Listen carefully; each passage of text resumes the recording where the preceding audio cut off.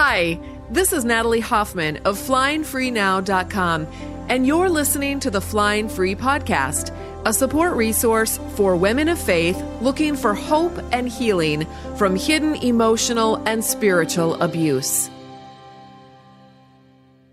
Welcome to episode 257 of the Flying Free Podcast. Today, I want to talk about loneliness and sadness, because in the Flying Free private forum, this is one of the most common experiences that are talked about by the hundreds of women interacting over there. Here are some exact sentences that some of them have written. I'm really struggling with feeling extremely lonely.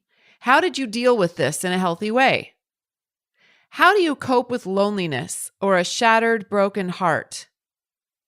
We don't speak to each other at all most of the time, so I just get really lonely for human fellowship and interaction. I'm feeling really isolated. I just feel sad and alone. I need help dealing with how lonely I feel all the time.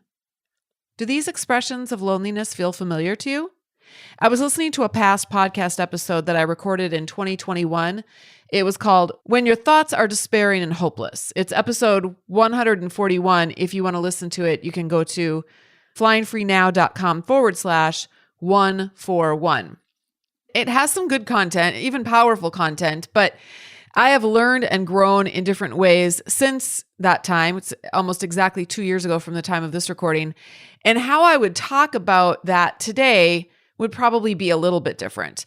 I believe everything I shared on that podcast. Don't get me wrong, there's some good things there, but I would probably add some things and maybe frame some things a little bit differently based on what I've learned since that time. So, for example, in that episode, I focused on the idea of how our feelings in our bodies are created by our thoughts and beliefs. And this is absolutely true.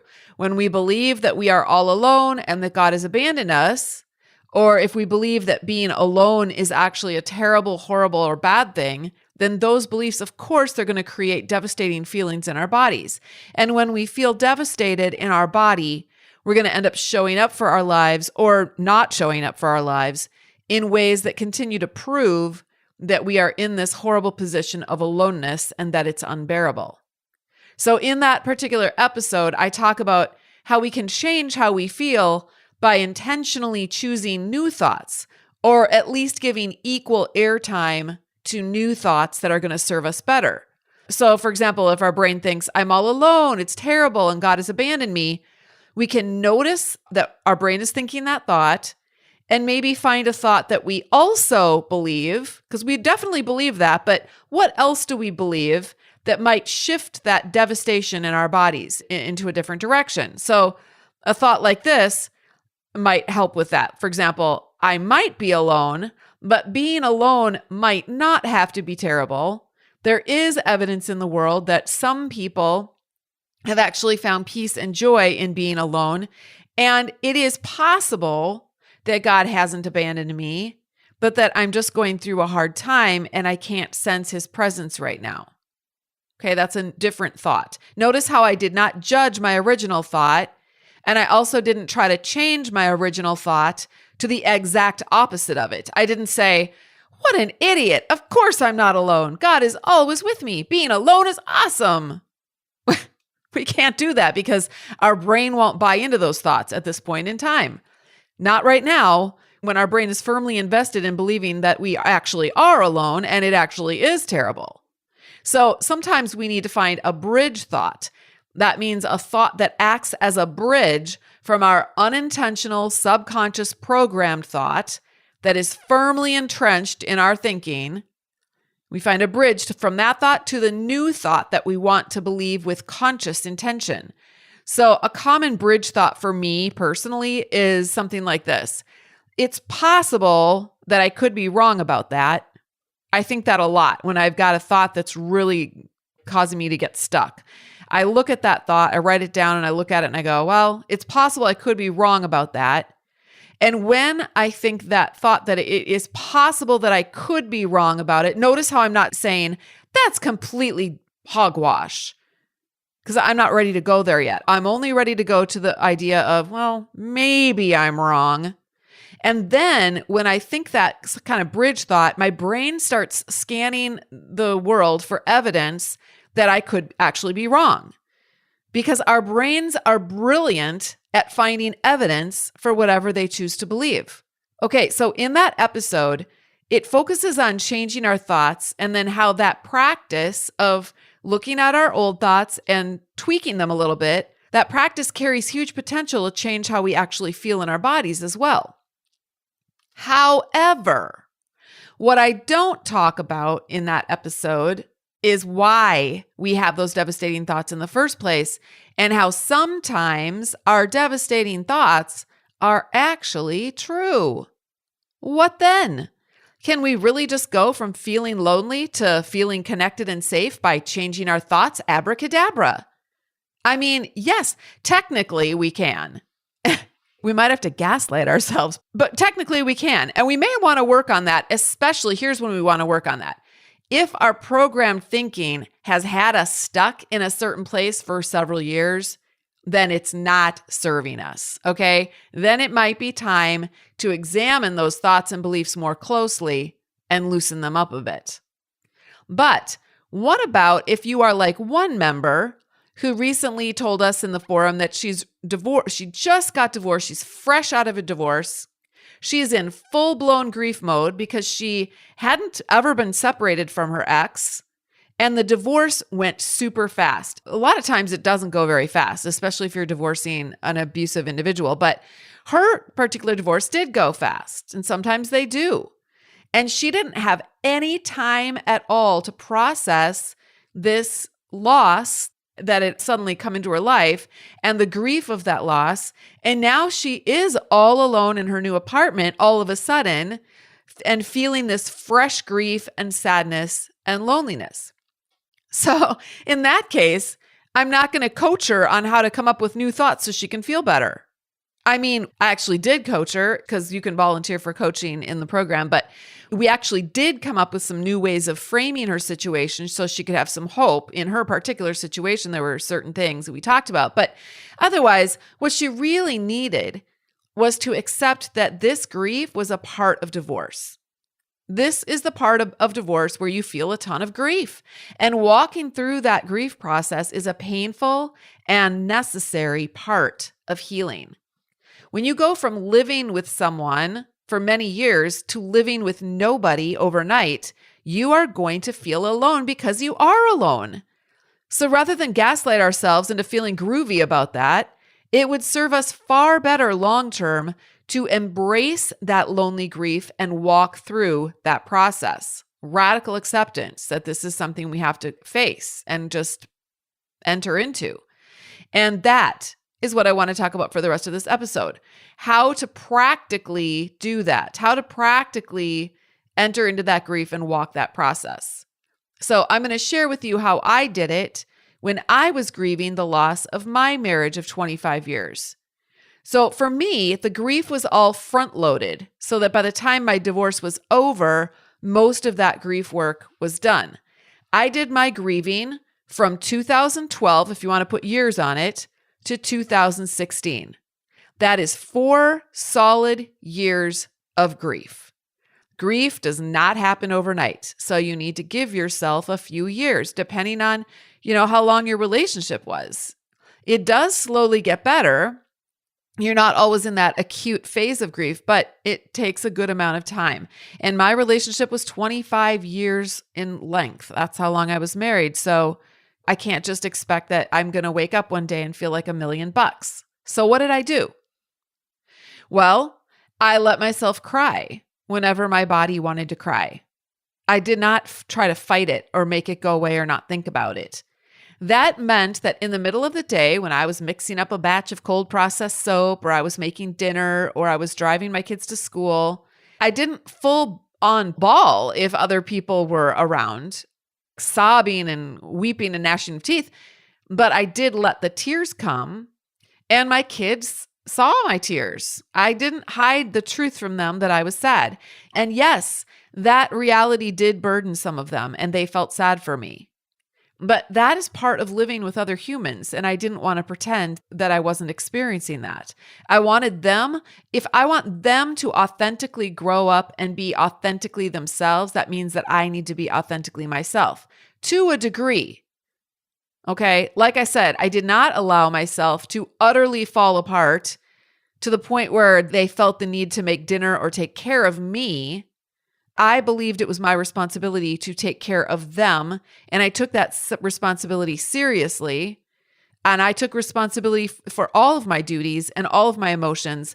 But I also did not pretend that I never felt sad and that everything was hunky-dory.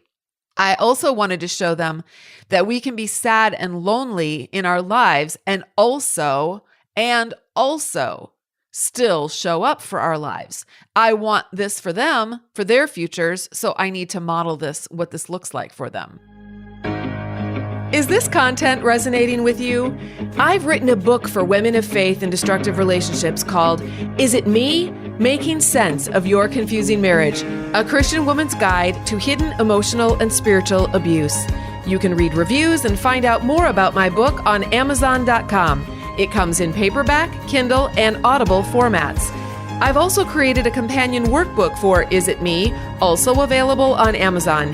This workbook is like 11 power-packed therapy sessions to help you process through the important material you'll be learning from my book. These books are recommended by counselors and therapists all over the United States. I've also got a website specifically focused on helping women of faith find hope and healing. It's called flyingfreenow.com. And I'd love to give you the first chapter of my book and the first chapter of the companion workbook for free when you hop on my mailing list at the top of my website. Those two resources are going to help you figure out if your relationship is normal or destructive. Now, let's get back to our episode. So when did I fall apart? I fell apart when I was alone at night. And that is when I hung out with, guess who? Me, myself, and I, and God. And this little group of us would sit or lay on our bed and cry together. We beat the pillow together. We curled up in the fetal position and rocked ourselves to sleep together. But you know what else we did together? Me and all my inner parts. I'm going to tell you 7 things that we did together when we were feeling sad during these 4 years. Number 1, we listened to uplifting music. I have a Spotify playlist that you can listen to. I'll put the link in the show notes. It is the exact playlist that I listened to in the car, while I made dinner, while I drove my kids to school, when I got ready for the day, and while I exercised. I always had it playing when I wasn't listening to a book or something else, which we'll get to in a minute. And exercise, that was number 2. That was the second thing I did. I had an elliptical machine. And so I just got my body moving to music. And it felt good. My body needed that movement to process through the stress cycles that I was experiencing every day with 9 children all by myself. So I made sure that I set my timer and did 20 minutes of movement every day. It wasn't much, but it was enough to get me going in the morning. Number 3, I talked to people. I talked things out with my sister who was working for me at the time in my business. I talked to my counselor. Now, she turned out to be a bad egg at the end of the day, but during this time, I didn't know that. And it did help to talk to her and have someone listen and care. I talked to a small group of women who were also survivors. We got together every other week for dinner and we did a study that was life-changing. I talk about this in my memoir. I processed with people who I believed at the time genuinely cared about me, and that was very healing. Now, I was still on my own, but knowing that they were out there was comforting to me. The 4th thing that I did was I listened to interesting fiction books on Audible, and I got lost in the stories of others. Now, prior to this, I would only read and listen to nonfiction books, and they were always books by John Piper and by I don't even remember all the names of the authors. I wrote about this in my memoir as well, but a lot of Puritan authors and things like that. And Nancy Lee DeMoss. I'm trying to think of some other people. Hannah Whitall Smith. I read all of her books.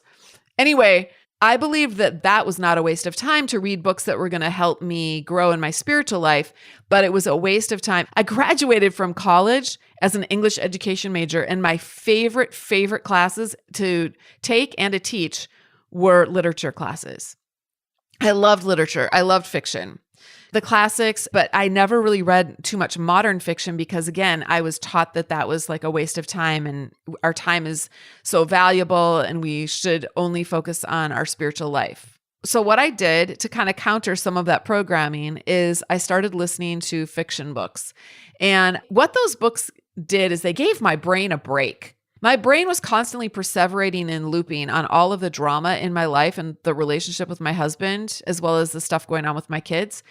And the books helped me to think about other people and their stories. So I would listen while I got ready for bed. I would often fall asleep at night while listening to a chapter in one of these books. And I listened to several books and really, really enjoyed it. The fifth thing that I did that I never used to do before is I watched series on TV. For example, when I made soap each night, my daughter and I would watch an episode of Once Upon a Time, for an example. Now, prior to this, again, I thought that watching TV was unspiritual and a waste of time. But now I was using it as a treat for myself. And once again, it would give me a break from my own life and enable me to think about something else for a little while so I wasn't so exhausted thinking about everything going on in my own life. Now, number 6, this isn't something that I did, but I would have done it if it would have been a big thing back then. But podcasts weren't really a big thing back then. Or if they were, I guess I wasn't aware. And so I did not listen to podcasts back then. But if I listen to lots of podcasts now. And back then, I would have been listening to podcasts as well.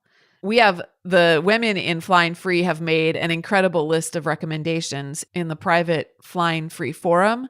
So if you're interested in joining Flying Free and being part of that forum, as well as getting access to all of the resources I've created for you, you can go to joinflyingfree.com. And then number 7, I started to do little things to show myself that I was loved by me. I started going to a chiropractor. I got a back massage once a month for a year. I would do my work at a coffee shop while I was waiting for my autistic son to get out of therapy. And I would treat myself to a fancy coffee, which I used to always think that that was a waste of money and I should never, ever spend money on anything like that. I bought nice underclothes for myself instead of buying really cheap stuff that would get holes in it really fast. I stopped doing things just because someone else was pressuring me to do them. And I started being really intentional about how I spent my time and what I chose to do with other people. I started choosing only to do things that I had really good reasons for doing and that I liked those reasons, not just because someone else thought I should be doing it. So I started saying no to things that people would ask me to do. And that helped me to be able to say yes to more things that were more life-giving and healing for myself. Now, some people might look at this and go, well, that's so selfish. That's the upbringing that I had. I was just programmed with thinking all of those things are so selfish. You shouldn't do any of those things. You should instead be getting out there and basically laying down your body on the railroad track and letting a train run over you because that's all you're good for. But I was starting to shift my thinking, intentionally choosing to no longer believe that and wondering, what would it be like if I lived my life not on the railroad track as a pancake, but actually out there living and moving and being healthy and strong and putting amazing things into the world because I now feel and am experiencing amazing things inside of my own self. I wanted to try that out for the last half of my life. So that's what I started doing. So anyway, these are all the practical ways that I soothed my grieving inner parts. Now, let me be very clear. These things did not make my pain go away.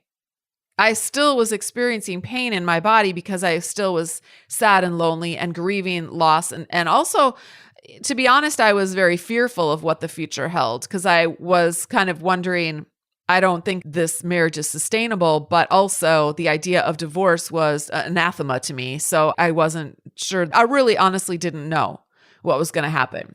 But these things that I did did comfort me and they did get me through those years. And another thing that I did is, this is the final strategy I'm going to share with you, but I would wake up in the morning and I would say, I am going to just get through the next minute or the next few minutes. That's all I can do, is just get through the next few minutes. So basically what this means is I just allowed the pain to be what it was. I didn't fight it or resist it. I didn't hope and pray it would go away. I didn't believe there was something wrong if it didn't go away. I kind of just decided, okay, this is what it's going to be for a while. And if something sad is happening to us, I personally believe that feeling sad about that is actually the right and normal way to feel. It's not the wrong way to feel. What that means, if you're feeling sad about something or you've lost something, it means that you had, or at least believed that you had, something valuable. And now you no longer have that valuable thing. Whether it was real or not, or in your imagination, is irrelevant. The fact is that you truly believed that you had that valuable thing. I believed that I had a happy Christian marriage and a happy Christian family. That's what I wanted. I was very invested in living in denial a lot of the time because that's what I wanted to have. And so that's what I had to believe that I had. It was too hard for me to go to that place where I realized I've never had that ever. And I'm only pretending to have that because that makes me feel better somehow.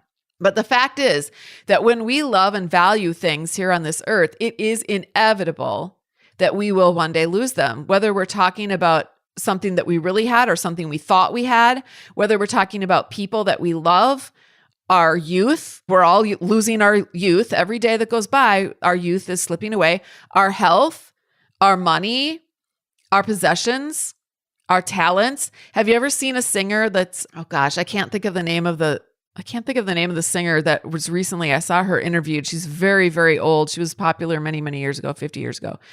And she had actually a long and amazing career. I don't know why I can't think of her name off the top of my head, but I'm losing my youth. That's why. And my brain is also going, I'm losing my brain. I'm losing my mind. All right. So anyway, I can't think of her name, but just imagine someone, or think of Taylor Swift 60 years from now when she's in her 80s or almost 90. She's not going to be able to get on stage and do the things she does right now. She's not going to look the same. And she's also, her voice is not going to sound the same. Because I heard this other woman, I heard her singing, and she doesn't have very much of a voice anymore because she's very, very old. She's an elderly woman. So we lose our talent even. We lose our skills. And it's so sad. We don't get to keep everything forever. The only thing that we get to keep into eternity, I believe, is our connection to ourself and our connection to God, and possibly our connection to those we love. I choose to believe that. But everything else we're going to leave behind, it slowly goes away. So getting really good at letting go is part of our maturing as an adult. It's part of our human development. And it's when we fight and resist that process of letting go that we actually experience not just the clean pain of loss and grief, but we actually experience dirty pain that's layered on top of that clean pain. So I recommend leaning into the pain of your loss and holding as much space and time for that as you need to process it. All right.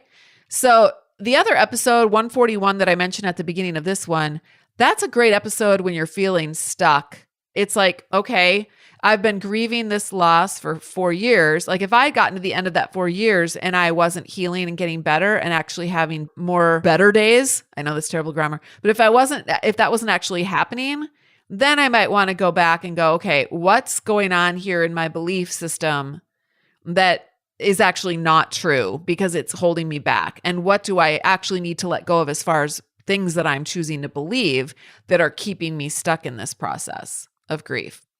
So for those of you who are, you've got fresh grief or you're pretty new to all of this loss and stuff as far as, your relationship and this waking up process, maybe waking up to the reality that you're living in an emotionally abusive relationship, I hope that this episode has given you some things that you can do to help you as you walk through that.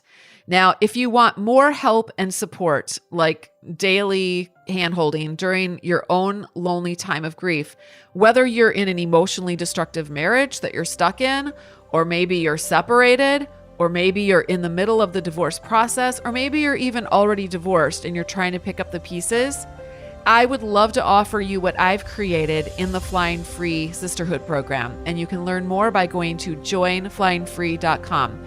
And if you're already divorced and you want help and support with rebuilding your life, I've also created resources for you as well in Flying Higher, the Flying Higher program. And you can go to joinflyinghigher.com to learn about that. Hey, beautiful butterfly. Thank you so much for listening. If you liked this episode, be sure to subscribe and then consider leaving a rating and review so others can find us. To connect with me and get a free chapter of my book, head over to flyingfreenow.com. And until next time, fly free.